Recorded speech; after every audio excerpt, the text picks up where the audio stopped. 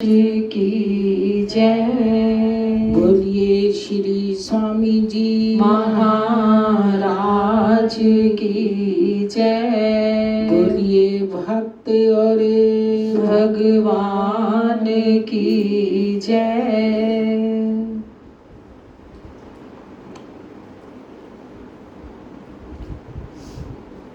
कब का वायदा हमारी नीतू बहन से आज नंबर आया। हाँ जी, क्योंकि ये घड़ियां बड़े भाग्य से मिलती। संतों का घर में आना बड़े भाग्य से होता है। संत जब आते हैं ना तो कुछ दे के जाते हैं।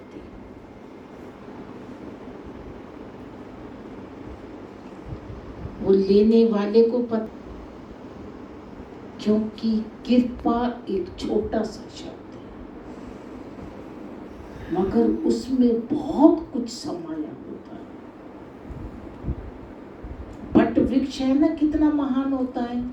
उसका बीज देखो तो बिल्कुल छोटा सा। इसी तरह कृपा के अंदर बहुत कुछ भरा होता है। सारी खुशियां, सारा कुछ कृपा के अंदर।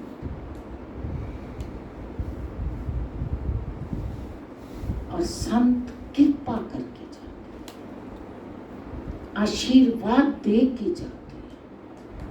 आंतरिक भाव से, अंदर से उनके रोम रोम से भक्तों के लिए आशीर्वाद निकलते रहते हैं।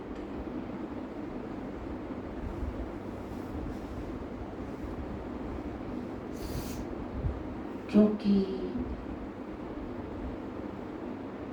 हर वक्त जो भी मिलता है, सुखी रहो, सुखी रहो, आनंद रहो। आनंद अवस्था सबसे ऊंची, सबसे ऊंची आनंद अवस्था।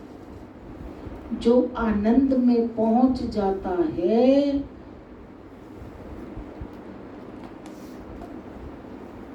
उसके लिए और कोई दुख, कोई गम छू भी नहीं सकता।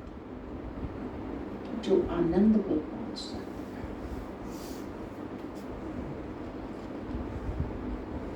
है, ऐसा है। हम संत हैं।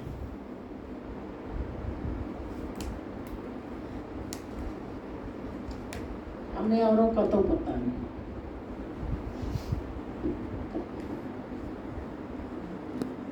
हम अपनी कहते हैं दोनों। हमारे शरीर दो हैं, हमारी मनो आत्मा एक है। और हम दोनों आनंद रूप हैं। कोई चिंता नहीं गुरु महाराज जी, कोई गम नहीं। हमें किसका गम, हमें किस बात की परेशानी। हम तो हर वक्त आनंद ही आनंद। हमें क्या चिंता है? हमारी चिंता तो बैठे हैं मालिक है करने वाले चिंता। हमें किस बात की चिंता, और हम करें क्यों?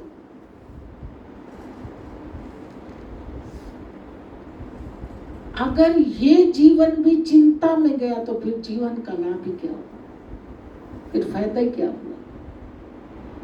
हम तो हर वक्त आनंद रहे।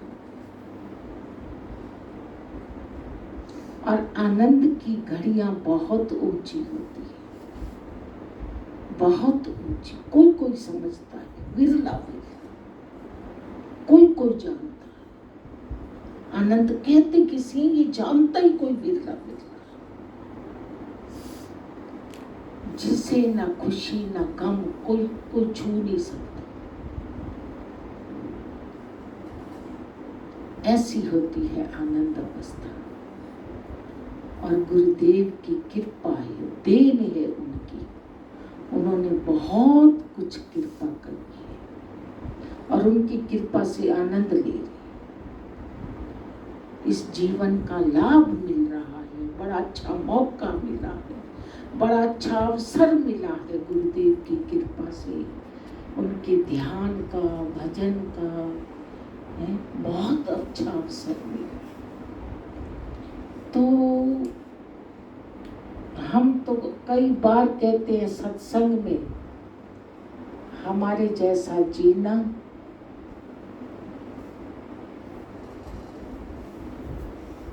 किसी भाग्यशाली का होगा।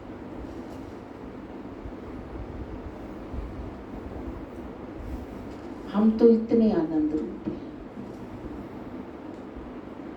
नहीं तो संसार की चिंता हवा बन के खड़ी है, वो खाने को तैयार खड़ी है। तो कहते हैं किसकी चिंता करते, विश्वास करो ना गुरुदेव पे, भाव रखो, विश्वास करो सब कुछ करने वाली।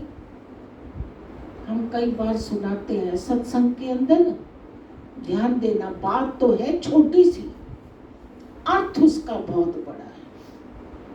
एक संत आंखों से पड़े थे और वो रोज ऊंची पहाड़ी पर सैर करने जाया करते। एक दिन एक शिष्य आया, गुरुजी कहाँ हैं? बोले गुरुजी सैर करने। किसके साथ? अकेले। कहाँ? ऊंची पहाड़ी पर, आंखों से नजर नहीं आता। गुरुजी अकेले ऊंची पहाड़ी। इतने में गुरुजी, ये बात चल रही थी, गुरुजी आ गए। गुरुजी ने ये सारी बात सुन ली। गुरुजी ने कुछ नहीं कहा। गुरुजी ने कहा बेटा कल तूने हमारे साथ सैर करने चलना है, ठीक है? बोले ठीक 4 बजे आ जाना। आ जाऊंगा। अगला दिन हुआ, ठीक 4 बजे शिष्य आ गए। गुरुजी भी तैयार थे, सैर को निकल पड़े। गुरुजी के हाथों लाठी थी, लाठी को टेकते टेकते ऊपर चढ़ रहे थे, रोज की आदत थी उनकी। आगे चलते चलते खाई आ गई, क्योंकि पहाड़ियों में झरने, खाई, ऊंचा नीचा ये सब होता। तो शिष्य कहता है गुरुजी खाई है। गुरुजी कहते हैं हमें धक्का दे दी इसमें। गुरुजी मैं आपका शिष्य हूं। गुरुजी कहते कोई बात नहीं, तो धक्का दे दे। गुरुजी ये क्या कह रही हो, क्या फरमा रही हो? मैं आपका शिष्य हूं। गुरुजी फिर कहते हैं हाँ हम तुझे ही कह रहे हैं, हमें धक्का दे दे। 5-7 बार गुरुजी ने कहा, मगर शिष्य नहीं माना। कैसे मानता? गुरुजी ने कहा देख तू हमारा शिष्य है और शिष्य होके तू हमें धक्का नहीं दे सकता, तेरा मन नहीं चाह रहा। जो मेरा मालिक रात दिन मेरे साथ है, हर वक्त मेरे साथ है, वो मुझे कैसे धक्का दे देगा? गुरु महाराज जी की जय। क्योंकि कल वो जी अकेले ऊंची पहाड़ी पर सैर करने है, सारी बात एक हैरानगी की। तो आज गुरु जी कह रहे हैं एक तुम शिष्य होके तू हमें धक्का नहीं दे सकता। जो मेरा मालिक रात दिन मेरे साथ, वो मुझे कैसे धक्का दे देगा? है वो मेरे अंग संग है। इतना विश्वास हो, विश्वास ही भक्ति है। रामायण के अंदर एक बात आती है जो पाई, बिन विश्वास भक्ति नहीं, ते बिन द्रव्यो न राम। बिना विश्वास के भक्ति नहीं है। विश्वास भक्ति का नाम, और बिना भक्ति के भगवान प्रसन्न नहीं होते। भगवान प्रसन्न होते हैं तो भक्ति से होते हैं, और विश्वास एक भक्ति का स्वरूप है, भक्ति का बहुत बड़ा गुण है। और जिसके अंदर सतगुरु की भक्ति विश्वास है, वो जीवन में मौज लेता है। फिर चिंता किसकी, फिर परेशानी क्यों? फिर हम घबराएं क्यों? विश्वास रखो, सतगुरु मेरे साथ हैं। विश्वास रखो, सतगुरु मेरे साथ हैं, हर पल पल साथ। मुझे क्या परेशान? ऐसा भाव बना के जाओ। जब ऐसा विश्वास हो जाता है, भक्ति आगे बढ़ती चली जाती। भक्ति के कई स्वरूप हैं। एक माला फेरना भक्ति नहीं, एक आरती करना भक्ति नहीं, भक्ति के बड़े स्वरूप हैं। जो जिस बात को पकड़ लेता है, किसी भूखे को रोटी खिला देना भी भक्ति कहलाती है। किसी का भला कर देना भी भक्ति कहलाती है। भक्ति का एक गुण ही अनेकों टहनियों के साथ ही पूरा वृक्ष कहलाएगा। अनेकों गुणों के साथ ही, अच्छे गुणों के साथ ही भक्ति कहलाएगी। भी कोई स्वभाव भक्ति का अंदर प्रवेश कर जाता है तो वो भक्ति ही कर रहा है। और सारे गुण नहीं आते, एक गुण आ गया वो धीरे धीरे धीरे बढ़ते चले जाते हैं। वो भक्ति आगे प्रवेश करती चली जाती है। एक जीव है, बहुत मीठा बोलता है, ये भक्ति है। किसी तरह की भी भक्ति ले लो, ये भक्ति बन जाती है।